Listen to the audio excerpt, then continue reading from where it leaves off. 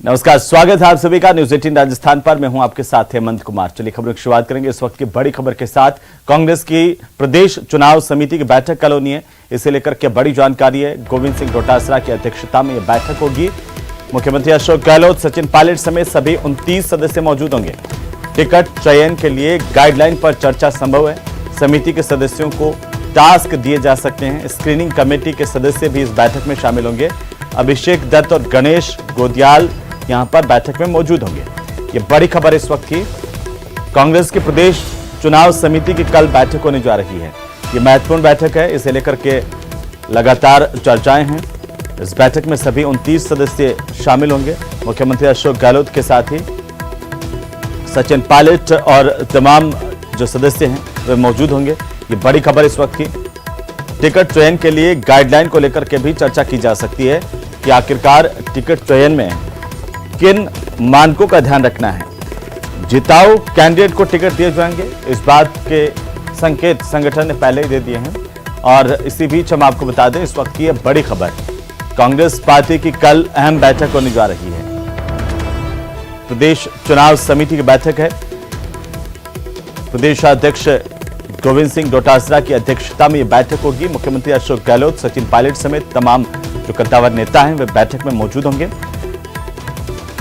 सभी 29 सदस्य जो इस समिति के हैं वे इस बैठक में हिस्सा लेंगे।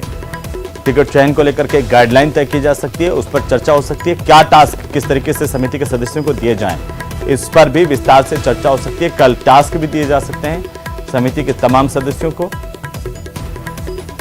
तो पार्टी अब लगातार टिकटों को लेकर के मंथन करेगी और इसी बीच चुनाव समिति की बैठक होने जा रही है। और इसी बीच एक और बड़ी खबर है, हम आपको बता दें सुखजिंदर सिंह रंधावा, कांग्रेस पार्टी के प्रभारी का जयपुर का दौरा। सुखजिंदर सिंह रंधावा आज शाम को जयपुर पहुंचेंगे। इस वक्त की बड़ी जानकारी कांग्रेस के खेमे से, जहां पर कल प्रदेश चुनाव समिति की बैठक में रंधावा भी मौजूद होंगे। कांग्रेस पार्टी के प्रदेश प्रभारी सुखजिंदर सिंह रंधावा आज शाम को जयपुर पहुंच रहे हैं। कल वे बैठक में हिस्सा लेंगे। प्रदेश चुनाव समिति की बैठक में मौजूद होंगे रंधावा। इससे पहले आज शाम को जयपुर पहुंच जाएंगे। ज्यादा जानकारी के साथ सहयोगी बाबूलाल धायल हमारे साथ जुड़ रहे हैं। बाबूलाल, कल प्रदेश चुनाव समिति की बैठक होने जा रही है और आज सुखजिंदर सिंह रंधावा भी पहुंच रहे हैं, क्या कुछ जानकारी है? जी, कल 11 बजे पीसीसी के वॉर रूम में बैठक शुरू होगी। बहुत ही महत्वपूर्ण बैठक है क्योंकि सबसे पहले इसी कमेटी का ऐलान हुआ था और गोविंद सिंह डोटासरा को जिम्मा दिया गया है, वो अध्यक्षता करेंगे। सचिन पायलट, सीएम गहलोत समेत 29 बड़े नेता इस बैठक का हिस्सा है और खास तौर से जो स्क्रीनिंग कमेटी के जो मेंबर हैं वो भी आ रहे हैं इस बैठक में, गणेश गोदियाल और अभिषेक दत्त। तो स्क्रीनिंग कमेटी के लिए प्रस्ताव पारित किया जा सकता है कि जो पैनल बनाने का काम है उसके प्रस्ताव पर मोहर लगाई जा सकती है कल की बैठक में। इसके अलावा जो भी मेंबर हैं, जो भी सदस्य हैं चुनाव समिति के, उनको भी चुनावी टास्क अलग से दिया जा सकता है। तो पूरी तरह से इलेक्शन के मोड में कांग्रेस पार्टी प्रदेश में इस वक्त के जो ताजा राजनीतिक हालात है उसमें किस तरह से चुनावी तैयारियों को आगे बढ़ाया जाए, उस दिशा में कल मैराथन बैठक। कल की इस बैठक में एक कोई गाइडलाइन तय की जा सकती है, मानक तय किए जा सकते हैं कि कैंडिडेट्स का चुनाव किस आधार पर होगा? कौन कौन सी महत्वपूर्ण बातें हैं जो एक कैंडिडेट के चुनाव के दौरान ध्यान में रखी जानी है?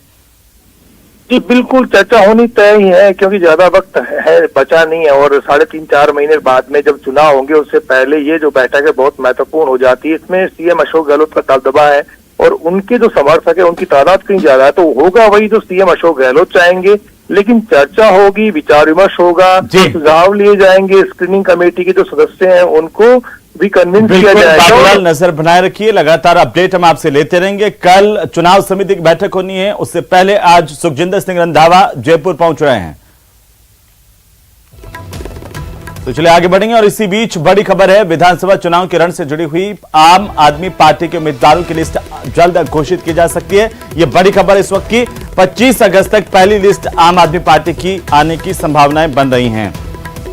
सबसे बड़ी जानकारी हम आपको बता दें कि 22 अगस्त को आप पार्टी के प्रदेश अध्यक्ष दिल्ली जाएंगे, संगठन महासचिव और प्रदेश प्रभारी से चर्चा करेंगे और इसके बाद जो प्रत्याशी है उनकी लिस्ट डिक्लेयर की जा सकती है। संगठन से चर्चा के बाद इस तरह की जानकारी इस वक्त सामने आ रही है क्योंकि अब चुनाव नजदीक है और आम आदमी पार्टी भी अपने उम्मीदवारों का ऐलान जल्द कर सकती है। 22 अगस्त को आम आदमी पार्टी के प्रदेश अध्यक्ष का दिल्ली का दौरा है, जहां पर संगठन के लोगों से उनकी चर्चा होगी, संगठन महासचिव और प्रदेश प्रभारी से उनकी चर्चा, और इसके बाद नामों का ऐलान हो सकता है। आम आदमी पार्टी के उम्मीदवारों की लिस्ट जारी हो सकती है।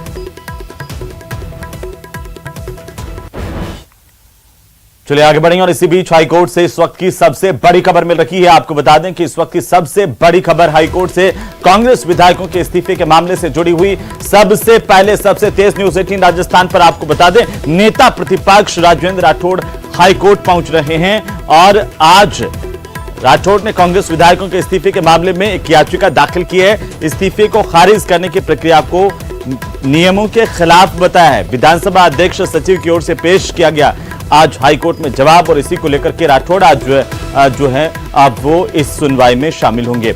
ये बड़ी जानकारी इस वक्त की, नेता प्रतिपक्ष की ओर से याचिका दाखिल की गई और इसी पूरे मामले को लेकर के आज राजेंद्र राठौड़ पहुंचे हैं हाईकोर्ट।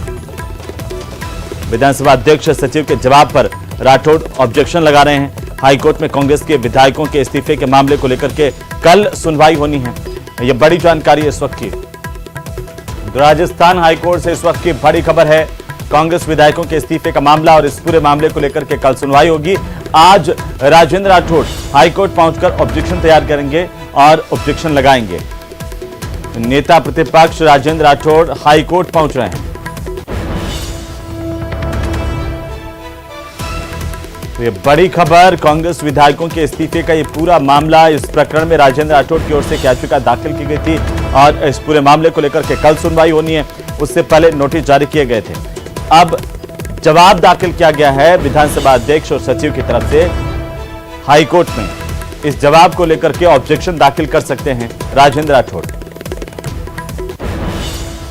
और चलिए इसी बीच जोधपुर से बड़ी खबर है, जहां पर जोधपुर में एसीबी ने बड़ी कार्रवाई की है। प्रिंसिपल और टीचर को भ्रष्टाचार निरोधक ब्यूरो की टीम ने धर दबोचा है।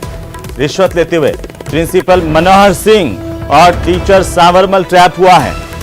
यह मनोहर सिंह और सांवरमल दोनों घूसखोर 2000 रुपए की रिश्वत ले रहे थे। इसी दौरान भ्रष्टाचार निरोधक ब्यूरो की टीम ने बड़ी कार्रवाई की है और धर दबोचा इनको गिरफ्तार किया गया। तस्वीरें हैं घूसखोरों की आपकी टीवी स्क्रीन पर। राजकीय उच्च प्राथमिक विद्यालय सुथार ढाणी मथानिया में तैनात है दोनों, और इसी दौरान रिश्वत ले रहे थे। बीएड इंटर्नशिप प्रमाण पत्र देने के एवज में 200 रुपए तक की रिश्वत मांग रहे थे। प्रिंसिपल और टीचर दोनों को धर दबोचा गया है। यह बड़ी खबर है इस वक्त की। जोधपुर एसीबी की टीम ने बड़ी कार्रवाई की है। प्रिंसिपल है मनोहर सिंह और टीचर सांवरमल दोनों ट्रैप हुए हैं। 2000 रुपए के लिए मात्र रिश्वत ले रहे थे। छात्र से बीएड इंटर्नशिप प्रमाण पत्र देने के एवज में इन्होंने रिश्वत मांगी थी और रिश्वत लेते हुए एसीबी ने इन्हें धर दबोचा। अब गिरफ्तारी की गई है। बड़ी खबर।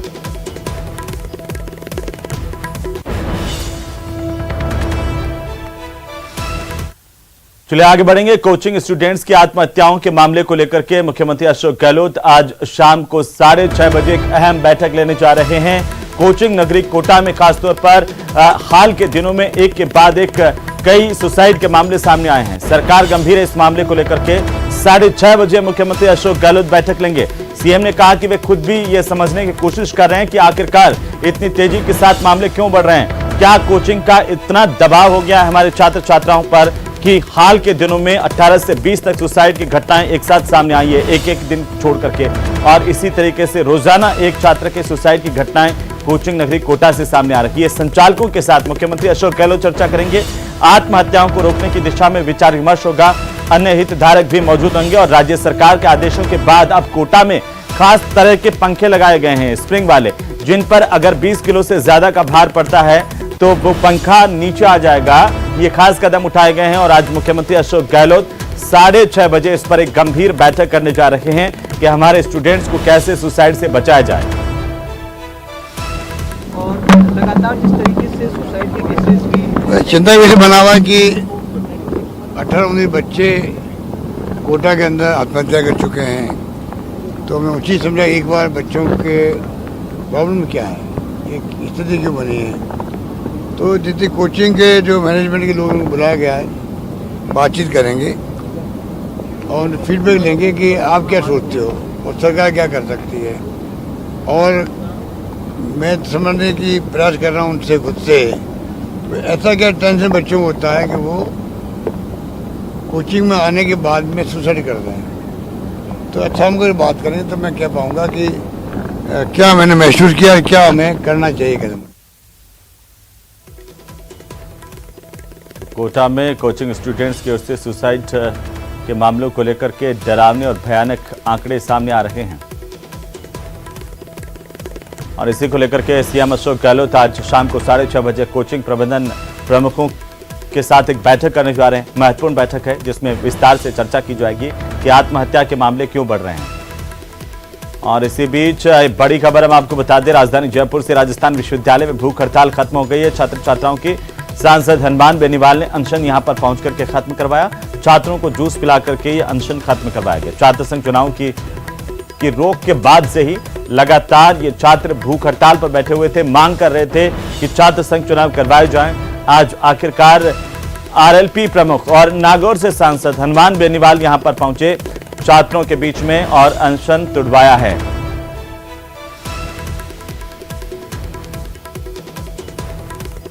राजधानी जयपुर से ये बड़ी जानकारी है। तस्वीरें आपकी टीवी स्क्रीन पर। हनुमान बेनीवाल यहां पर पहुंचे थे। राजस्थान विश्वविद्यालय में छात्रों की भूख हड़ताल खत्म हो गई है। तो लगातार पिछले 5 दिनों से छात्र भूख हड़ताल पर थे। कई छात्रों की तबीयत भी बिगड़ी और उसके बाद आज हनुमान बेनीवाल यहां पर पहुंचे थे और छात्रों को जूस पिला करके उन्होंने अनशन खत्म करवाया। ज्यादा जानकारी के साथ सहयोगी लवली वधवा है। लवली, क्या जानकारी? आज हनुमान बेनीवाल पहुंचे राजस्थान विश्वविद्यालय में, क्या खबर है? हाँ, देखिए, हनुमान बेनीवाल राजस्थान विश्वविद्यालय में पहुंचे हैं और अभी भी वो यहीं पर मौजूद हैं और उन्होंने तमाम जो उनके साथ में जो लोग मौजूद हैं, उन छात्र जो मौजूद हैं उनके साथ में बातचीत की है। एक सभा को संबोधित भी किया है यहाँ पर, एक छात्रों की सभा को, आम सभा को। और उसके बाद में अभी बताया जा रहा है कि जो अनशन है वो भी समाप्त करा दिया गया है। और इसके साथ साथ में जो जानकारी मिल रही है, 10 सदस्यीय डेलीगेशन जो है वो वार्ता के लिए शासन सचिवालय लेकर के जाया जाएगा। सरकार से वार्ता जो है, सरकार के जो उच्च पदस्थ अधिकारी हैं उनके साथ में एक वार्ता का जो है वो आयोजन किया जाएगा शासन सचिवालय में, जहां पर बातचीत की जाएगी, चर्चा की जाएगी कि आखिरकार राजस्थान में जो छात्र संघ चुनाव है वो अपनी जो डिमांड लगातार पकड़ रहे हैं, वो डिमांड जो है वो सरकार के सामने रखेंगे और मांग रखेंगे कि छात्र संघ चुनाव जो है वो जल्द से जल्द कराया जाए। जी बिल्कुल, आप बने रहिए हमारे साथ में। लवली, मैं फिर से आपका रुख करूंगा और इस वक्त हम तस्वीरें दिखा रहे हैं राजस्थान विश्वविद्यालय से, जहां पर हनुमान बेनीवाल इस वक्त छात्र छात्राओं के बीच में मौजूद है। मांग यही है हनुमान बेनीवाल की कि छात्र संघ चुनाव करवाए जाएं। पहले ही आरएलपी की तरफ से हनुमान बेनीवाल ने ऐलान कर दिया था कि आरएलपी इस पूरे मामले को लेकर के प्रदर्शन करेगी अगर छात्र संघ चुनाव से रोक नहीं हटाई जाती और जल्द ही चुनाव का ऐलान नहीं होता है। तो एक दिन पहले ही राजस्थान विश्वविद्यालय के जो आरएलपी विंग के स्टूडेंट्स हैं जो लगातार यहां पर प्रदर्शन कर रहे थे, उनसे मुलाकात की थी हनुमान बेनीवाल के, उन्होंने आवास पर पहुंच करके। और आज हनुमान बेनीवाल राजस्थान विश्वविद्यालय पहुंचे हैं, छात्र छात्राओं के बीच में यहां पर मौजूद हैं और छात्रों को भी आप देख सकते हैं, चाहे राहुल महिला हो, मोहित यादव हो, कोमल मोहनपुरिया हो, ये तमाम छात्र छात्राएं आपको टीवी स्क्रीन पर दिखेंगे। ज्यादा जानकारी के साथ सहयोगी लवली वधवा हमारे साथ बने हुए हैं लगातार। लवली, अभी तस्वीरें दिखाइए जरा लवली, और ये बताइए कि हनुमान बेनीवाल अब क्या कुछ कह रहे हैं और क्या एक स्ट्रेटेजी आरएलपी के स्टूडेंट विंग की है? हेलो हेलो हेलो हेलो विजय रोड। लवली, हम आपको सुन पा रहे हैं, बताइए।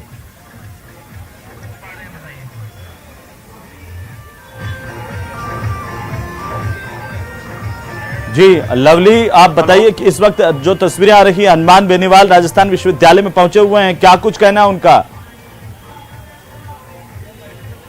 देखिए, बिल्कुल हम वो तस्वीरें दिखाएंगे, कोशिश करेंगे, बेनीवाल से बात भी करेंगे और तस्वीर दिखा देते हैं कैंपस की। देखिए, चारों तरफ जो है वो कैंपस में छात्र जो हैं उस वक्त नजर आ रहे हैं और हनुमान बेनीवाल जो है वो इस वक्त एक बैठक जो है वो कर रहे हैं और बैठक करने के साथ साथ एक 10 सदस्यीय प्रतिनिधि मंडल जो है वो अब यहाँ से रवाना होने वाला है शासन सचिवालय के लिए। इस वक्त बड़ा इनपुट दे दूं मैं आपको, बातचीत पर सहमति बनी है सरकार से, जो है वो बातचीत करने के लिए लोग आगे बढ़ रहे हैं और अब 10 सदस्यीय प्रतिनिधि मंडल जो है वो जा रहा है और यहाँ से शासन सचिवालय में जाएगा और वहाँ पर हायर एजुकेशन डिपार्टमेंट के जो तमाम आला अधिकारी हैं उनके साथ में ये वार्ता होगी और वार्ता के लिए जो तमाम 10 सदस्यीय डेलीगेशन के जो लोग हैं उन्हें चिन्हित किया जा रहा है, उन्हें जो है वो बताया जा रहा है कि कौन कौन लोग जो हैं वो डेलीगेशन के अंदर शामिल होंगे और कौन लोग डेलीगेशन के अंदर जो है वो पहुंचेंगे।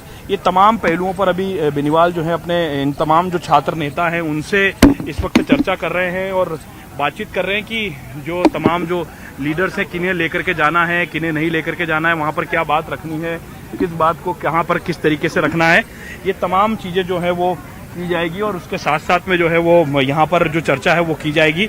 और ये तस्वीरें मैं आपको दिखा रहा हूँ जब हनुमान बेनीवाल बैठक कर रहे हैं इस वक्त यहाँ पर मौजूद हैं और ये तमाम छात्र नेता जो हैं जिनकी भूख हड़ताल तुड़वाई है वो भी यहाँ पर मौजूद हैं और वो काफ़ी जो तादाद है वो यहाँ पर नज़र आ रही है।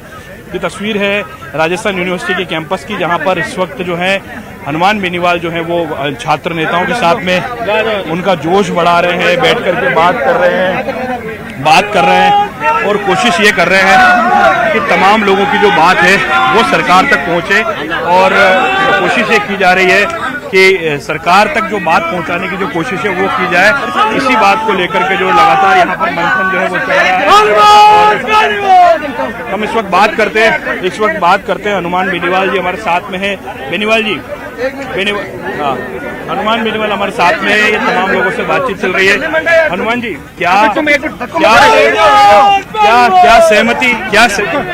सहमति बनी है? छात्रों का अनशन भी खत्म कराया आपने, क्या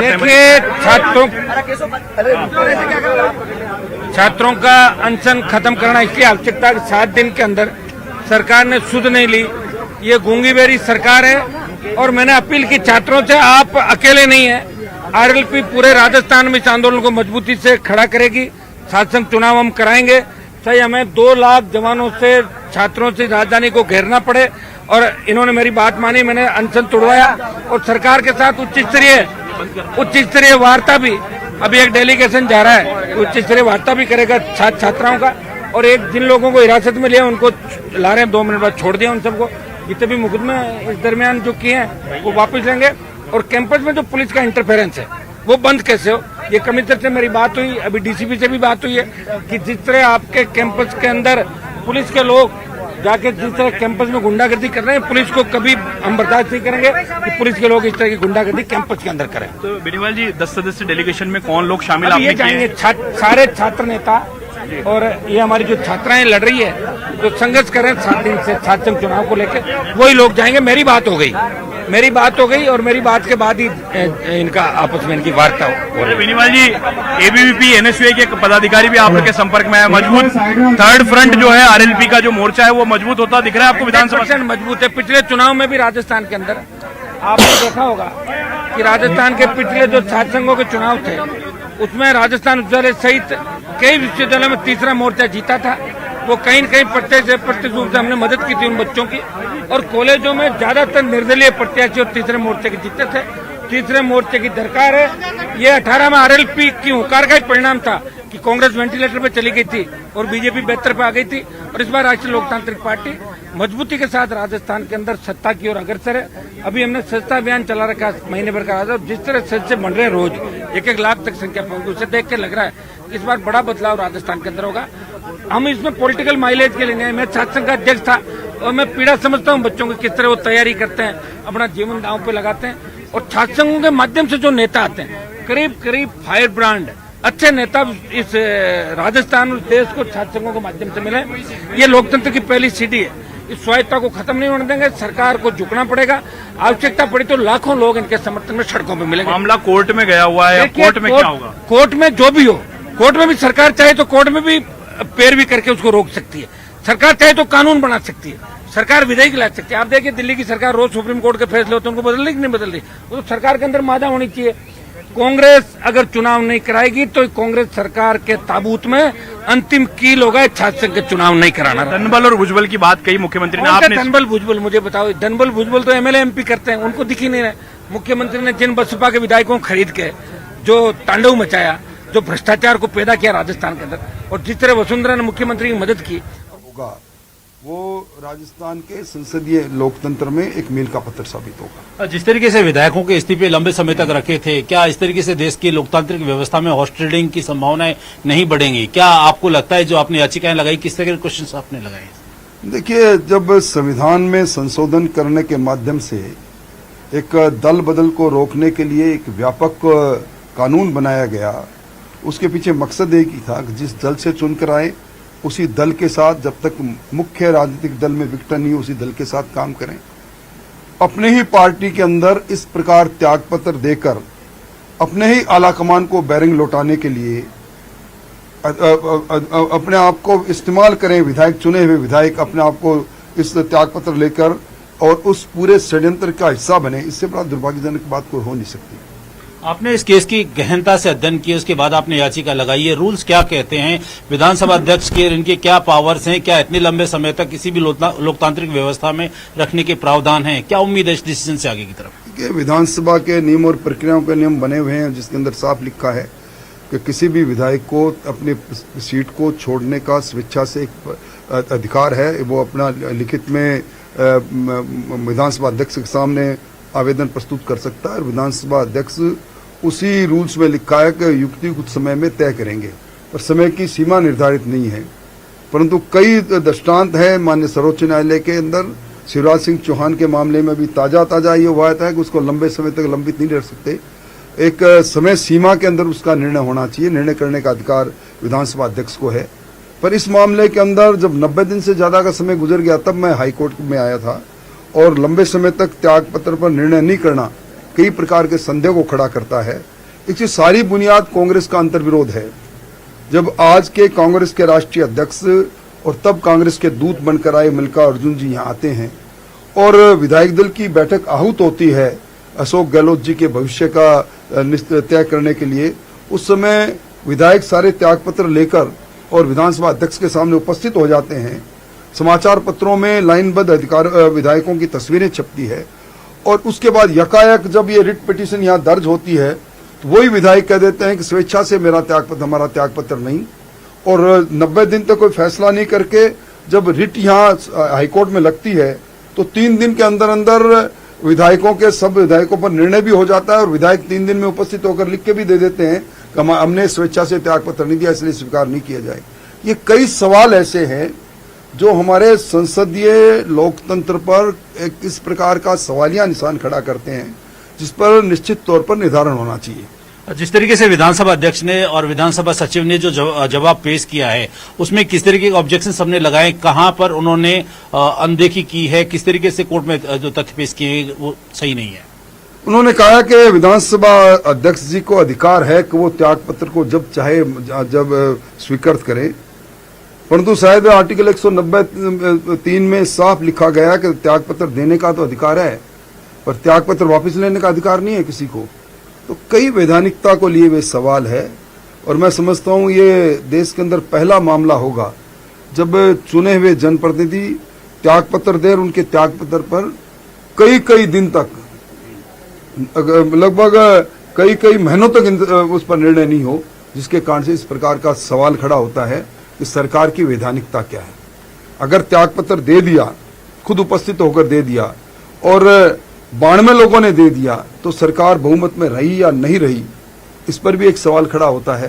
तो इन सारे सवालों पर निश्चित तौर पर जब कहीं कोई जवाब नहीं मिलता तो एक माननीय उच्च न्यायालय के दिखता है, सर्वोच्च न्यायालय दिखता है, जहां इस प्रकार के अनेक।